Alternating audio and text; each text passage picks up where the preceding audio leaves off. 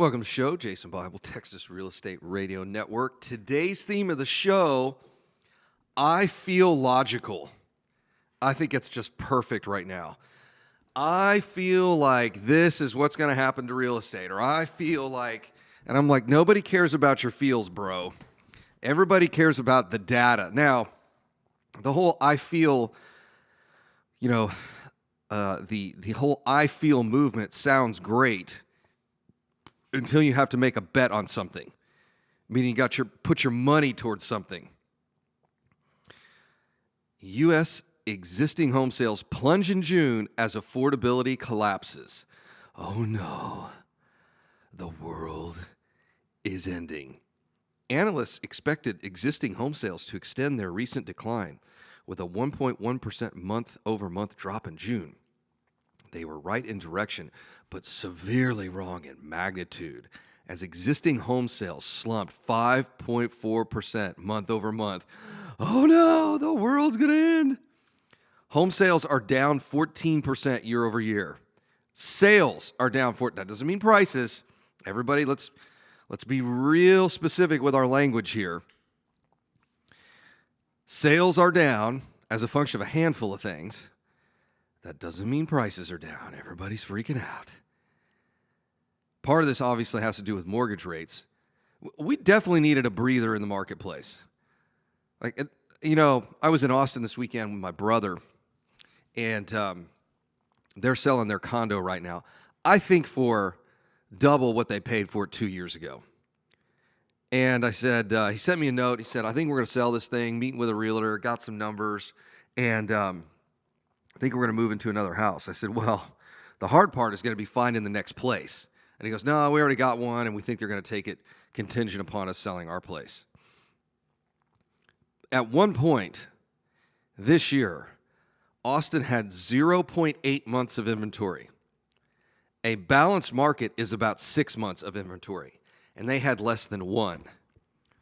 So I think what a lot of investors are missing is this market was really, really, really, really hot. Really hot. Really hot. Like real hot. Never been hotter. I guess it depends on how you define hot or hotness. What's the hotness scale for real estate? But when you start to get into the 2-3 months of inventory, we're talking a really hot market. Steaming hot. So you're going to start to see sales declines. People are going to freak out. What they don't realize is, hey, things are starting to normalize a little bit. However, that doesn't mean prices are going down. So for all you investors out there that think this is like 2008 all over again, and there's going to be all these, quote, deals, you are going to be sorely disappointed. I would love to tell you there's a crash imminent, sit on the sidelines and wait. In fact, we have tossed around the idea in the office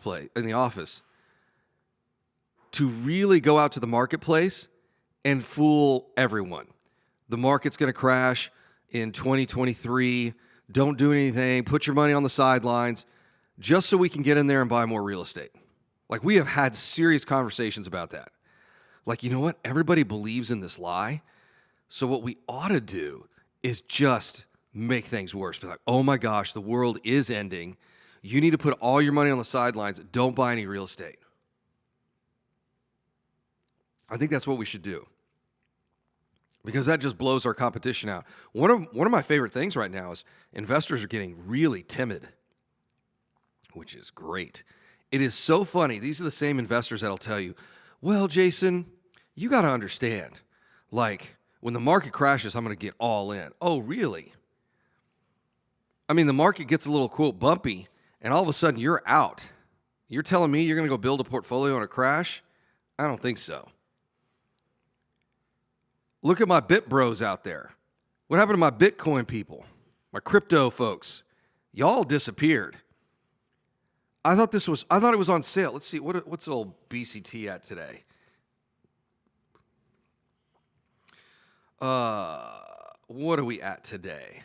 24. Oh, Jason, you don't understand. That just means it's on sale. Great, go in and buy some more. I mean, you bought it at 40 claiming it was a great deal. Of course it was when it hit 60. Now you're back down to 24. I know some guys that lost 80% on trades in crypto. I just, man, I don't get it. I don't find investing in equities in the stock market, capital markets, currency markets to be real investing. I just don't find that to be investing. And I don't want to sit here and argue about it, but I don't know how you invest in something that doesn't produce cash flow and grant you access to equity. That part I don't understand. It should also tell you that you can't really leverage these things. You can't go to the bank with your 401k and borrow 80% of the price of a stock you're going to buy. So for me, I've never really found this stuff to be investing. It just looks like one big lotto ticket to me. Which, by the way, speaking of, I heard, let's see here. I don't know like what goes on in the lottery, but I do like this. There's those signs on the side of the road, you know, the big billboards that have like what it's up to. And so I don't ever pay attention until it gets to like $500 million. In fact, I just pulled it up. The lotto's up to $630 million. You would make more money investing in lottery tickets than you would in Bitcoin. You know what's funny is one of the most important scenes in The Big Short is the scene where Michael Burry and a couple other guys fly from New York. They're in Florida, and they're at a gentleman's club. And there's a dancer, and she's dancing, shaking her stuff and all that nonsense. And he's talking to his buddy and says, yeah, man, we're trying to figure out this mortgage thing, and we think the market's going to collapse. And then she goes, oh, I have 4 loans. And he goes, what? And she like spins around and, you know, shaking her booty in his face. And he like spins her back around. He's like, wait a minute, you have 4 home loans. Yeah, I got 4. I'm like flipping these condos. And then she turns around. He spins her. Wait, but you have 4 loans. It's when an investment hits market saturation like that, you know it's close to the end. So this past weekend, we were driving up to Fredericksburg. I haven't talked much about Fredericksburg, but really interesting trip. So driving up to Fredericksburg, we had lunch with my parents, and then we drove the rest of the way to Fredericksburg. Fredericksburg is, how can I put this? It's northwest of Austin. It is absolutely kind of smack dab in the hill country. It's considered the Texas wine country. So we are just outside of Johnson City, and we pulled over to, I think, pick up some water or something. I can't remember.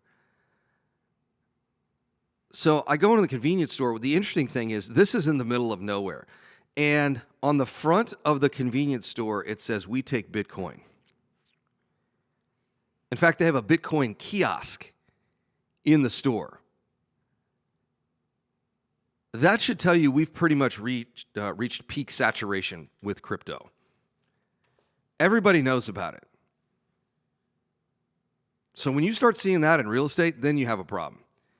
We get back from the break. We're going to talk about your feelings. It's Jason Bible, Texas Real Estate Radio Network. I feel. Therefore, I am. Okay. Welcome to the show, Jason Bible, Texas Real Estate Radio Network. Yeah, Mega Millions is up to $630 million. So, sitting there chatting with my parents, and my dad's like, you know, you're the luckiest dude I know. You've got to play lotto. And so, anytime it's over $500 million, I'll go buy a couple of tickets. So we're sitting there in the car, or in the truck, driving to Fredericksburg, and we had this conversation of, what would you do if you won the lottery? And people ask me this all, what would you do? And I'm like, the same thing I'm doing now. Now I have the headache of putting $400 million. I do the cash option, right? So it's $630 million. You'd get about 300 and some change. IRS would take their piece. So you'd end up, let's say, $200 million bucks cash in your checking account. Now what are you going to do? I'm like, the same stuff I've always been doing. Now I got to put $200 million worthless dollars to work. So we'll be scrambling around, finding more deals to buy. I mean, we could blow through $200 million. And, I mean, I could go through it in a couple of months. I mean, rest assured. I get great deals every single day. all day long. Got Rob sent me another apartment deal, a little one. We'll be in for 1.2. I got sent, what else did I see in the last 24 hours? I got sent a ton of stuff. And we're literally just kind of picking the ones that we like. But $200 million, it's like, what are you going to do? I'm like, the exact same thing I have been doing. I'd probably buy a couple more Land Cruisers. I'd definitely do that because at this point you've got throwaway money. And I really need a warehouse, but I've been looking for one for a while. So that hasn't gone so well. But we'll find something pretty soon here. But there's a lot of these feelings. Jason, I feel this is what the market's going to do. Look, I don't care about your feelings. Tell me what the data says. If there really was a real estate collapse coming, why don't you sell everything and wait and buy it back for 50 cents on the dollar? I watched an interesting video was it last night? It was the day before last. Gary Vaynerchuk, who owns a ton of Facebook and Twitter and all those other stocks, basically said, hey, if I knew the crash was coming, why wouldn't I sell everything and then buy it back at 50 cents on the dollar? So the problem with a lot of investors is, Jason, the market's peaked, it's peaked. Oh, man, world's going to end. I'm like, well, why don't you just sell everything and buy it back for half price? Well, exactly. So it's not really, you don't really believe in that prediction. I mean, you don't really believe in it. You kind of believe in it. But you're not that committed to it. Because if you were that committed to it, then you just sell it. Like I said, you just sell it all and buy back. No big deal. But that's not what you really believe. Because if you really believe that, then you'd sell everything and buy it back. It's just that simple. I get these investors, Jason, world's going to end. Okay, we'll sell everything. Oh, well, I mean, it's not, I don't really believe that. Oh, okay. So now we're just talking out our butt to be provocative. This actually reminds me, it's really similar to what happened before COVID. I posted in February, it was right at the end of January, very beginning of February. I saw this random article about this bug, this contagion that was running through a little town called Wuhan. Now, Wuhan has 26 million people in it, by the way. So it's not exactly a little town. And they were quarantining people in China, which is interesting because China doesn't exactly have the best human rights record, and they were aggressively fighting this thing. And I posted, it was either Instagram or Twitter, February 2nd, 2020. And I basically said, guys, I don't know what's going to happen, but you better be real careful because something's happening here. If they're willing to quarantine people in China and this thing makes it over here, our government's going to have a pretty big response. I don't know what it is. Even though I sat on those committees when I worked in the Texas Medical Center, we contingency planned this whole thing. I can tell you exactly what was supposed to happen. Let me put it that way. That's not what did happen, what should have happened. But I remember a lot of people saying crazy stuff on Facebook. And I'm like, guys, whether you believe the science or not, although I absolutely love being lectured by folks who couldn't pass 8th grade math about microbiology. It was absolutely hilarious. But I said, look, guys, I don't know what's going to happen, but I know this is going to be big, whatever it is. And I think we're sitting there on this cusp in the real estate market of just abject fear.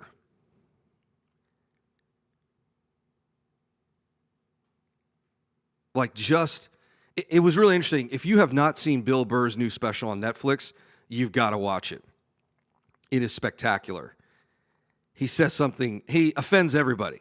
Liberals, conservatives, the whole shoot match. It is excellent.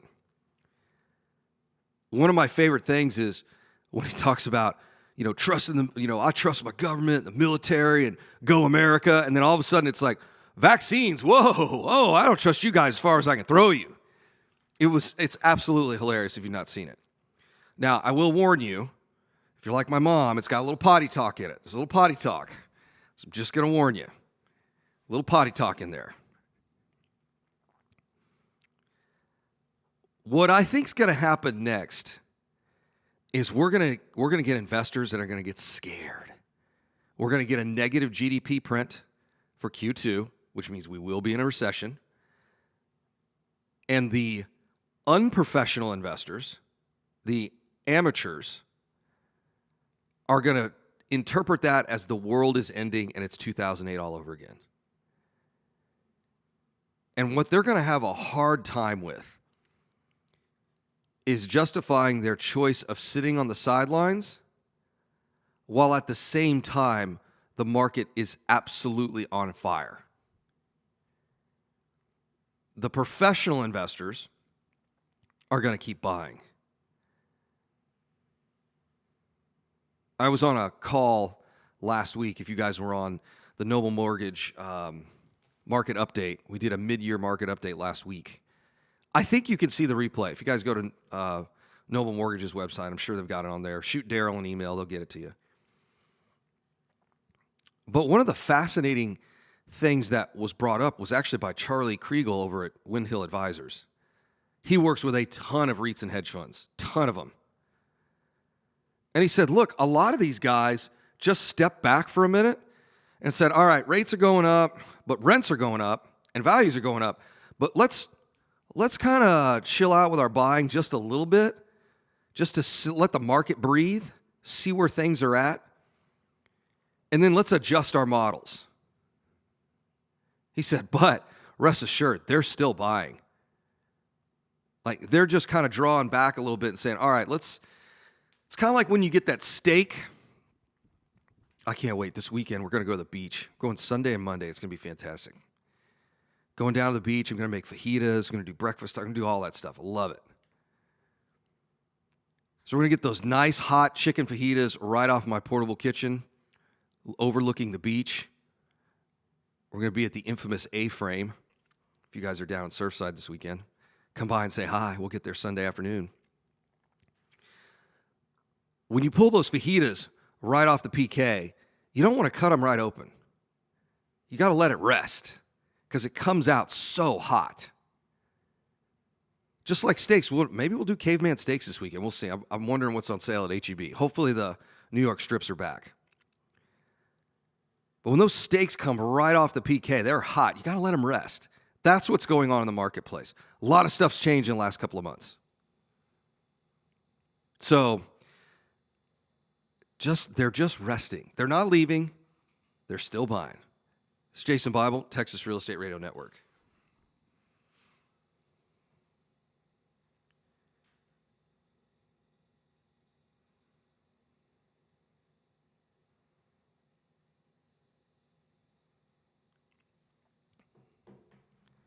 All right, welcome to the show. Jason Bible, Texas Real Estate Radio Network. Yeah, Jason, I feel this is going to happen. Okay, what if your feelings are betraying you? See, it's easy to be a coward. It really is. Because truthfully, most people are. It's really easy to do that. It's easy to do nothing. We had this gal worked with us for a while, Natalie. A lot of you guys know her. She's been in the industry forever. Great, just great person. And we were talking about fears one day, and I said, I honestly believe people fear success. And she goes, I think there's some truth to that. And so we had this conversation about people who fear success. And I think the big problem with fearing success is now you have no excuses. I'll give you a great example. I have zero tolerance for anybody in my life that complains about their job or their boss. Like zero, less than zero tolerance. Like that includes people I'm dating. Like, I'm dating somebody and she's like, I hate my job. My boss is a big turd. I just cut it off right. I don't want to hear it. I don't care. Now, why is that? Well, it's simple. I'm one of the bosses around here. So I can't sit there and go home and whine and complain about my staff and my company. You just don't. So you can't be around people like that. None of my friends do it either.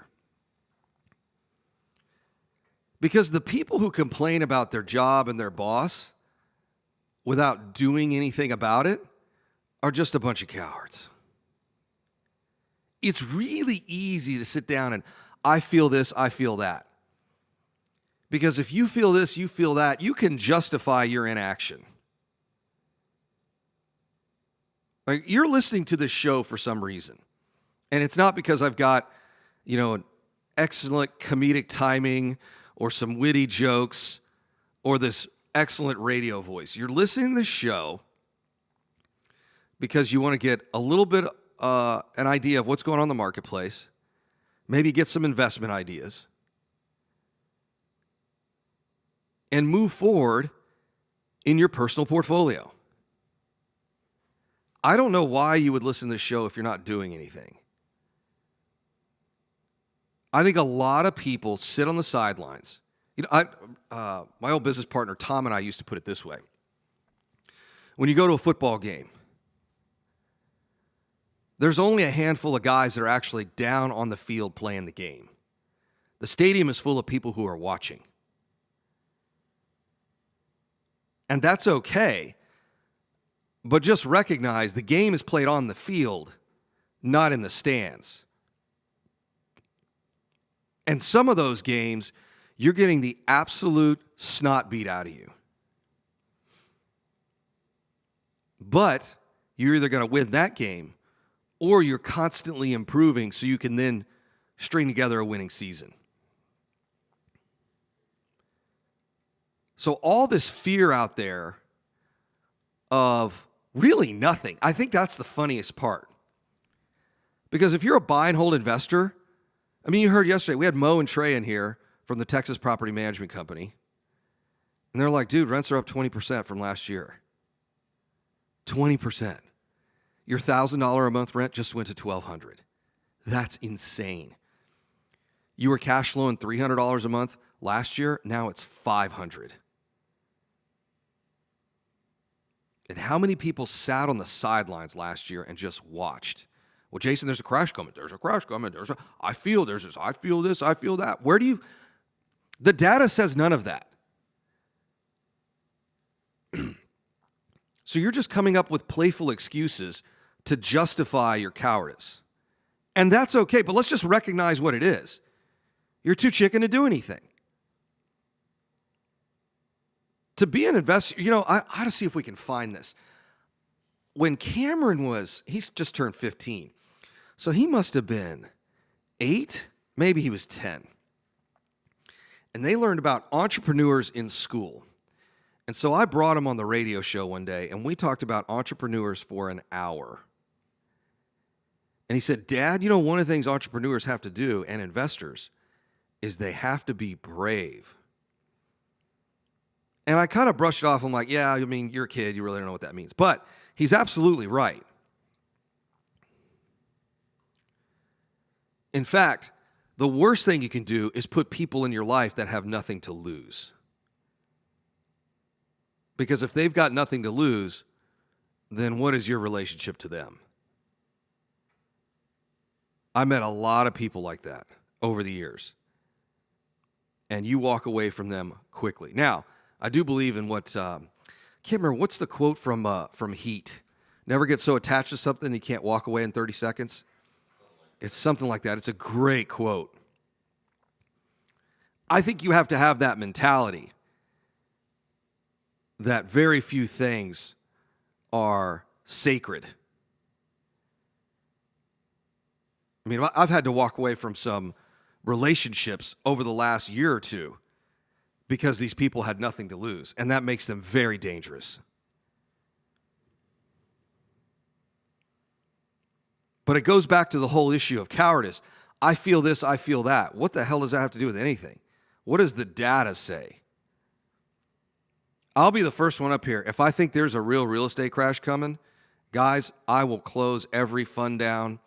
We will sell everything, and I will tell all my investors, y'all get ready. Get all your cash ready, We're going to start a new fund. This is how it's going to be. Rob and I have already talked about it. This is what it's going to look like when the world ends the next time. I mean, I'll tell you this. I mean, you want to talk about missed opportunities. We should have bought even more during COVID. And we were buying our faces off. We should have bought even more. Every day I sit here in this office and I'm like, how do we buy more? It really comes down to construction. That's really the limiting factor for us, and that is catching up rapidly. The question is, how do you buy more? If this is like the 1970s and 1980s all over again, I know what real estate happened back then. Did you guys see what happened in real estate in the 70s and 80s? Oh, Jason, we might be in a deflationary environment. When have we ever done that in the history of the United States, let alone Texas? Well, I feel, because you're illogical. I feel logical. You're not. You're emotional. Like so many investors are just emotional. Everybody's got kind of their cross to bear, but I mean, some of these guys just need counseling. This is not an emotional decision. It's a house. It produces cash. It's in one of the best markets in the country. Well, I'm not so sure about the neighbor. Who cares? When people buy Apple stock, do they fly out to Cupertino to go check out, what do they call that thing, the UFO? What do they call the big office there that Apple built? The spaceship or something like that? Yeah, they call it the campus, but it looks like a big UFO. Do you fly out to Cupertino, start interviewing employees? Well, I don't really like this guy, Bob, over in accounting. No, you don't. Who cares? You buy it with the anticipation that it will go up in value. Now, of course, it's not really working out right now, but stock market will come back. It always does. So I think a lot of this real estate stuff is just completely made up. I feel logical. You're not. You're emotional. And we really don't have any time for emotion in real estate. It's just a house. You buy it. It's just an apartment complex. When we get back from the break, we'll talk about getting rid of the emotion and getting logical. It's Jason Bible, Texas Real Estate Radio Network.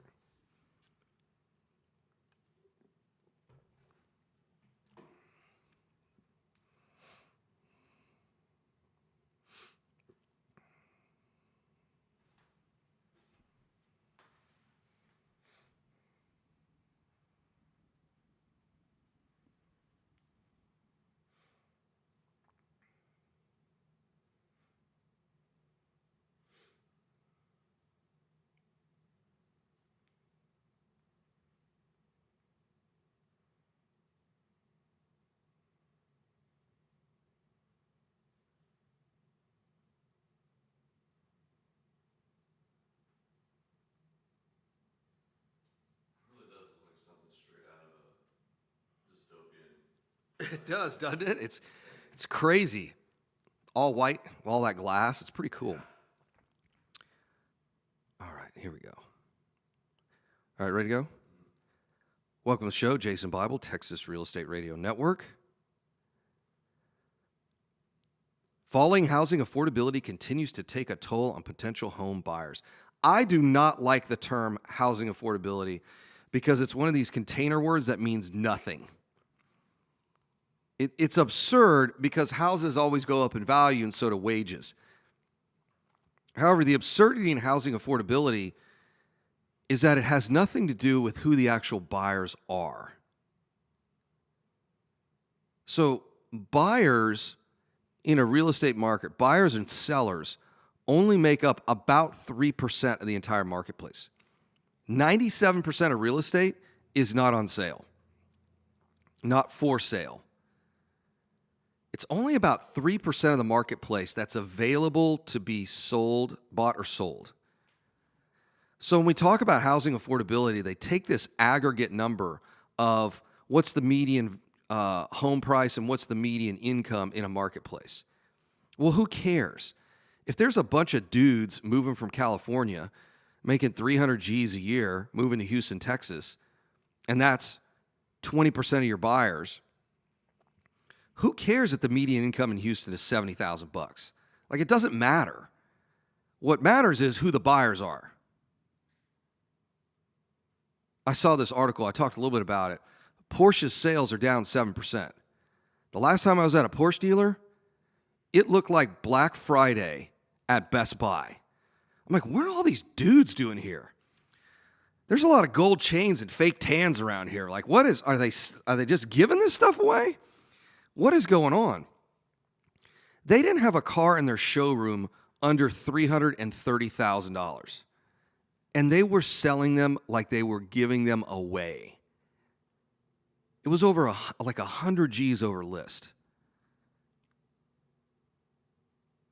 It was bananas. I'd never seen anything like that before. And I've been to McLaren, Lambo, Porsche. Like, I've been to all those dealerships. Usually it's like a couple guys, even on a weekend.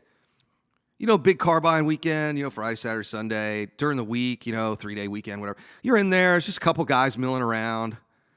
You end up striking up a conversation. Hey, did you see the new, 992 RS? Oh, man, that's awesome. Hey, did you see that Carrera GT they had in there? That's bad. It's like usually a couple of guys in there. You're chatting with a couple of the sales guys. Poke your head. I always like poking my head into the Porsche North Houston has that glass that you can see into their repair bay. And it's just gorgeous. I mean, that place is cleaner than your house. I mean, it's so nice in there. Unless they're working on race cars. Then they're making like a huge mess. Just because race cars are so dirty. But I was sitting there and I'm like, what is going on here? Well, the car market's Porsche sales are down 7%. They can't make them fast enough. They just can't make them fast enough. But if you read the initial report, it's like, oh no, global sales are down 7%. Well, they can't make them fast enough. They can't get them here fast enough. Their sales are down because they can't get enough chips. I mean, it's just a matter of fact. Like, they just can't get the stuff. I just find it fascinating when people just read that. This is a headline generation. I was listening to one of my favorite guys on YouTube. I won't mention his name because he is highly offensive. If you find me somewhere, I'll share with you his name. But he's got some really provocative thoughts. One is he believes that your brain has been hacked. Because you can't watch anything that's more than about 10 seconds. TikTok is a great example.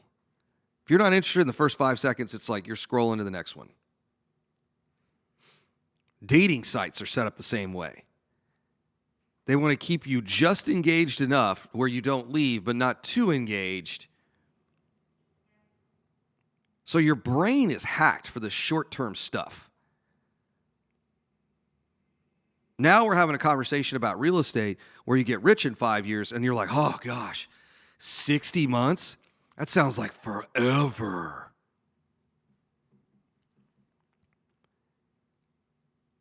Well, I feel like that's a long time. I'm like, it's not. Well, I just feel like, the market's going to crash in the next 5 years. Okay. Who cares? If it cash flows, who cares? Well, rents are going to collapse. I don't think I've ever seen rents collapse in any major metro in Texas ever. Now, you may have some little tiny market, not even Beaumont, like Victoria small, where a major employer moves out and rents just collapse. But those are really small economies. Somebody sent me a deal, like, oh, bro, I sent you this really great deal. It was like a Facebook message. And then I get it in my email.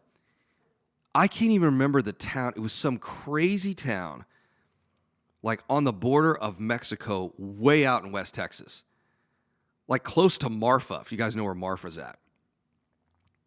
I've always wanted to go to Marfa. It's on my list.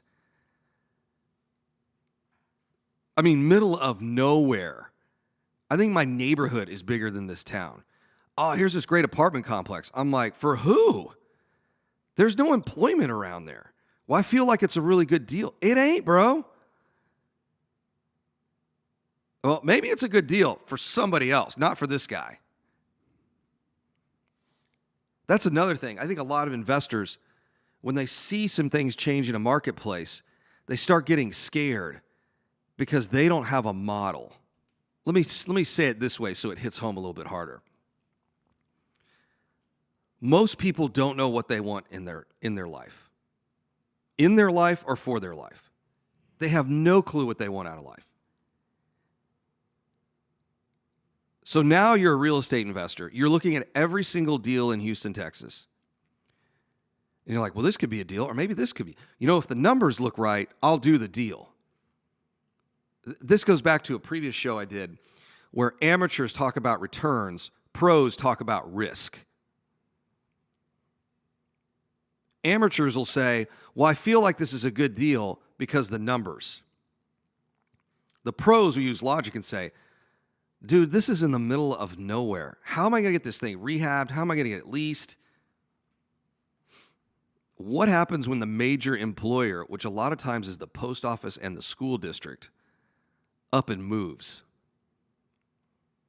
What's my upside for appreciation? Is the population growing or is it shrinking? Is the job market expanding or contracting? I get this one all the time. You know, I feel like this neighborhood's going to turn around. I feel like this market is really great. And I'm like, this market hasn't been ever great. You know, you look at some of these teeny little markets or even states. I have not talked about this yet, and I'm getting close to really putting something together for you guys. We're going to see a real estate downturn somewhere around 2028. But I'm going to preface it with this because a lot of people do not listen. So I need you to listen to this part right here. Not in Texas. 2028, we're going to see a downturn. In part because America is dying. Our population will be shrinking by about 2028. A lot of baby boomers are going to start dying. Just because they're getting old. America is aging. The country is dying demographically. So you're going to see a lot of states, a lot of markets that used to be great that aren't great anymore. Now, why is that not the case for Texas? Simple. We got jobs. We just take people from different countries and different states. But those Rust Belt states that a lot of investors are in right now, oh, some great apartments up here. I'm like, dude, it ain't going to be great that much longer. No one's moving there. The national headlines will read, real estate's in a big downturn. And then you're going to be here in Houston, you're like, there ain't a downturn here. I was in Fredericksburg over the weekend, and that town always amazes me. It is one of the small towns I could actually live in. Because every weekend there's just like a whole crop of new people. It feels like a big town to me, even though it's like a mile long. But one of the things that always impresses me when I go to Fredericksburg is how much money there is in that town. They've got this really great kitchen specialty store called Darkuchen Laden. I don't think they have any knives in there under $100. You got to like to chop up vegetables. I mean, you got to think, if you look at the average American, you can go in there and blow 2 G's on a set of kitchen knives in a heartbeat. She was pulling everything out for me. I'm sitting there playing with all this stuff, and I was like, oh, wait, we got a reservation in like an hour. Like, we had to get a reservation for breakfast in Fredericksburg. She's handing me stuff, and I'm like, oh, I like this one and this one. And I was sitting there doing the math. I'm like, geez, I'm going to spend like 2 G's on knives here in about 5 minutes. I'm like, this is getting to be an expensive little hobby. And then all the folks that were from Austin and a bunch of Houston people there, a bunch of folks from Austin. And this wasn't even their peak season, and it was crazy. When the weather gets nice, that's when it gets really good there. Like just crazy packed. But you look at that, and then you read the national news, and you're like, well, I feel like the economy's ending. Well, it is in certain markets. Nationally, the economy is going to shrink. But in Texas, I'm just not seeing the data. Everyone freaked out when we started buying in Corpus Christi, and they told us we were all idiots. It seems to have worked out well for us. The price of the properties we're buying in Surfside have doubled in less than 3 years. And we started buying down there. People were like, where's Surfside? I'm like, get on 288, drive until your tires get wet. That's Surfside. Why would you invest down there? I'm like, because I can see the data. Well, I don't feel like it's a good market. Well, you could feel your way to to bankruptcy. You could feel your way to a broke retirement. You could feel your way into all kinds of nonsense. I'm like, I'm telling you what the data says, and the data says we got to buy more. It's Jason Bible, Texas Real Estate Radio Network.